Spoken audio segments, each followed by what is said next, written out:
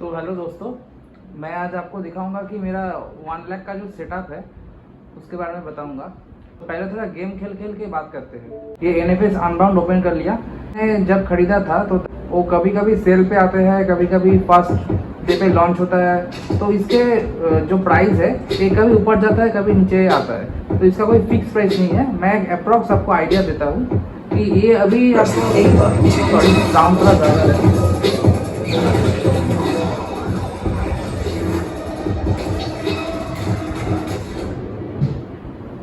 तो ये अभी अभी शायद इससे 2 से 2,500 में मिल जाएगा। उस टाइम मैंने जब खरीदा था तो पहली मतलब लॉन्च होने के 15 दिन के अंदर ही खरीदा था, 10 से 15 दिन के अंदर ही। थोड़ा ज़्यादा पड़ा था मुझे। ये थोड़ा खेलता हूँ फिर बात करता हूँ। ये देखिए, ये नॉर्मल एक आपका आएगा, ये सॉरी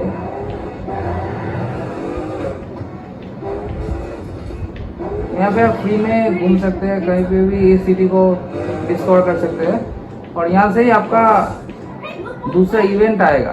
ये बाएं तरफ नीचे देखिए दोस्तों, यहाँ पे एक मैप है। मैप को फॉलो कीजिए, बहुत ही शानदार है। देखो नाइट तो हो रहा है इसमें। और इसका मेरे पास ROG भी है, लेकिन सच बताऊँ तो इसका परफॉर्मेंस बहुत ही अच्छा है, एकदम बटर स्मूथ है। बिकॉज किसी दोस्त को इससे कंफ्यूजन है कि कंसोल ले ले या PC ले ले। देखिए मेरे पास 2 ही था।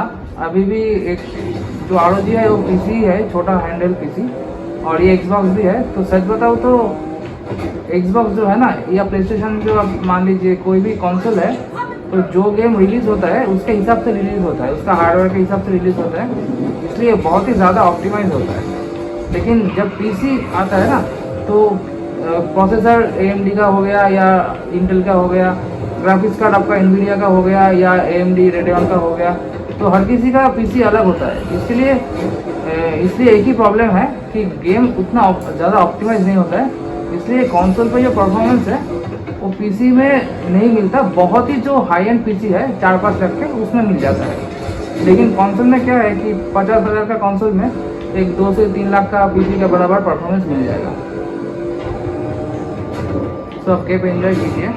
मैं गेम के बारे में ज़्यादा नहीं दिखाऊंगा, ये गेमिंग चैनल नहीं है मेरा। मैं सिर्फ एक ओवरव्यू देता हूँ आपको, उसके बाद मैं ROG का दिखाऊंगा।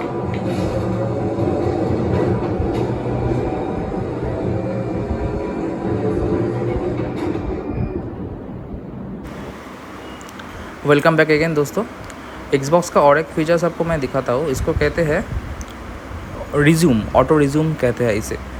तो ये क्या है दरअसल, आप अगर मान लीजिए कि NFS अनबाउंड मैं खेल रहा था, तो NFS अनबाउंड खेलते खेलते मैं किसी जगह पे अगर पॉज दे के फिर मेन मेन्यू पे आके दूसरा कोई गेम ओपन करूँ, ठीक है।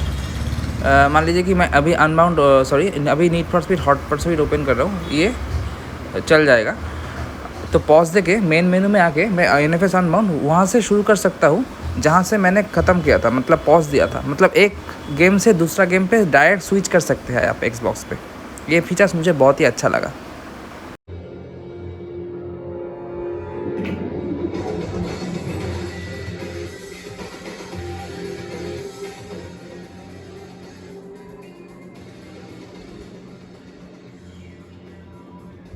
मैं लाइट ऑफ कर दिया है बेटर इफेक्ट के लिए। और इसका कंट्रोलर आपको दिखाता हूँ मैं। ये है इसका कंट्रोलर। तो ये जैसे कि हर रेसिंग गेम में मोड होता है। कैरियर हो गया आपका, मल्टीप्लेयर हो गया। मैं कैरियर पे खेलता हूँ।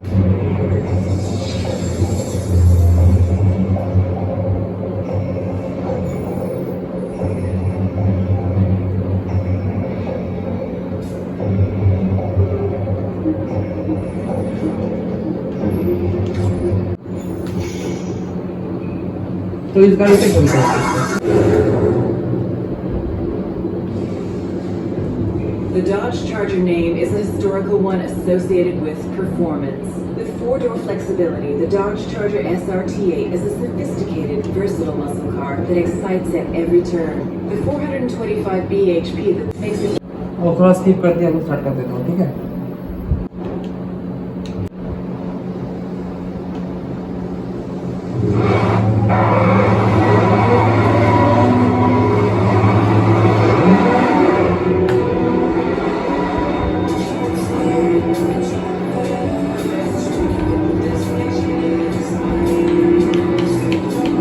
बहुत ही मजा आ रहा है दोस्तों।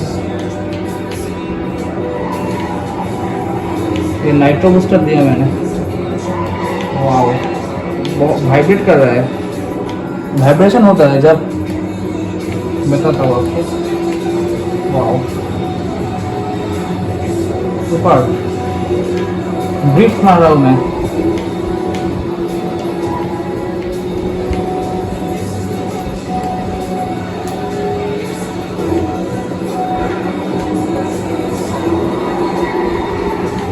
वाह, बहुत ही मज़ा आ रहा है दोस्तों।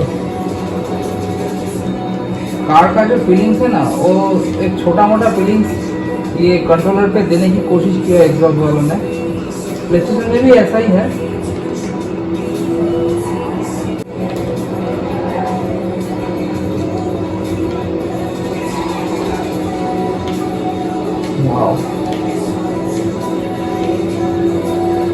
जैसे कि मैंने बताया दोस्तों, ये गेमिंग चैनल नहीं है, ये मेरा ब्लॉग चैनल है, डेली ब्लॉग का। तो इसमें मैं ज़्यादा गेम नहीं दिखाऊंगा, थोड़ा बहुत 4-5 मिनट दिखा दिया, ठीक है। और इसके बाद मैं दिखाता हूँ, ये देखिए दोस्तों मेरे पास क्या है। ये है ROG Ally Z1 Extreme। तो जैसे कि मैंने कहा था कि मेरा 1 लाख का कलेक्शन है गेमिंग का। ये मैंने खरीदा था तकरीबन 45,000 का पड़ा था उस टाइम। अभी थोड़ा कम है लेकिन आउट ऑफ स्टॉक चल रहा है। और ये टॉप मॉडल है, Z1 Extreme वाला मॉडल है। नया मॉडल एकदम जो लेटेस्ट है वो नहीं है, उसको नाम है Ally X, वो वाला नहीं है, उसका 1 लाख दाम है। और मैंने वो इसलिए नहीं खरीदा कि उसमें और इसमें दोनों अंतर है। एक तो इसका बैटरी, इससे ज़्यादा बैटरी उसमें है, और इसका 16 GB रैम है, उसका 24 GB रैम है। और सिर्फ रैम और बैटरी के लिए दुगना पैसा देना मुझे वैल्यू फॉर मनी नहीं लगता। तो मैंने क्या किया, मैंने ये खरीदा और मैंने एक पावर बैंक भी ऐड करके रखा, जो बहुत ही उम्दा पावर बैंक होगा आपका, 65 वाट आउटपुट वाला पावर बैंक। उसका प्राइस होगा तकरीबन 5,000 रुपये। तो यहाँ पे 45,000 खर्च किया, 5,000 का पावर बैंक ले लूँगा, 50,000। और इसमें SD कार्ड डालने का स्लॉट है, वो अच्छा 1 TB वाला SD कार्ड डाल दूंगा। 1 TB इसमें सपोर्ट नहीं है, 512 GB का SD कार्ड लगा दूंगा। फिलहाल अभी 128 का SD कार्ड लगा है इसमें, तो मेरा काम हो जाएगा। इसमें मैं खेल रहा था फार क्राई, तो इसका ग्राफिक्स देखिए दोस्तों। तो थोड़ा एंगल टफ है, फिर भी मैं कोशिश करता हूँ। यहाँ पर भी मेरा आईफोन पे पावर बैंक लगा है 10,000 mAh में दे गया था। चलिए, इसका भी ग्राफिक्स बहुत ही शानदार है, बहुत ही शानदार है। जितना हो सके मैं कोशिश करता हूँ। एंगल थोड़ा टफ है, झुक के खेल रहा हूँ अभी, उतना ज़्यादा नहीं खेल पाऊँगा, दर्द हो रहा है हाथ में। इसको ना एक्चुअली ये देखिए दोस्तों,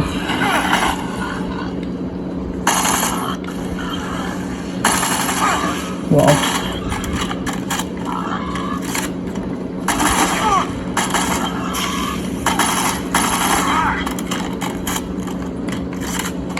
बहुत ही जानवर है, मुझे मानना पड़ रहा है सारा का सारा। कैमरा एंगल में थोड़ा प्रॉब्लम आ रहा है, कोशिश कर रहा हूँ जितना अच्छा हो सके दिखाने के लिए। तो जैसे कि बताया आपको, ये पड़ा था तकरीबन 45,000। इसका गेम दिखा देता हूँ, अभी बंद करता हूँ ये गेम, कलेक्शन दिखाता हूँ आपको मैं। ज़्यादा कलेक्शन नहीं है इसमें।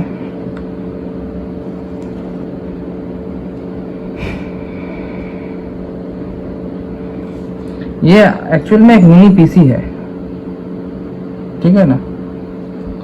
ये आपका AMD वगैरह ग्राफिक्स कार्ड है, इसमें APU है एक्चुअली, मतलब ग्राफिक्स और प्रोसेसर एक साथ।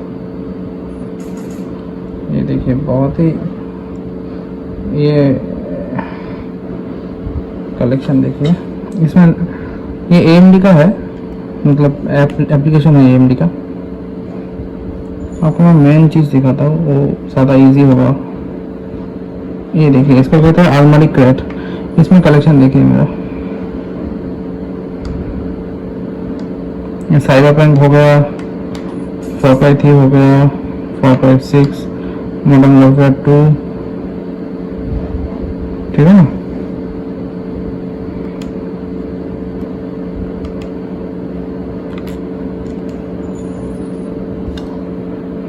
और एक्सबॉक्स जो मैं इसे शट डाउन कर देता हूँ। एक्सबॉक्स जो मैंने लिया था वो भी तकरीबन पड़ा था 40,000 का। उसका गेम दिखा था। और सबसे मज़े की बात यह है कि एक्सबॉक्स का जो कंट्रोलर है ये वाला, ये ROG से कनेक्ट हो जाता है,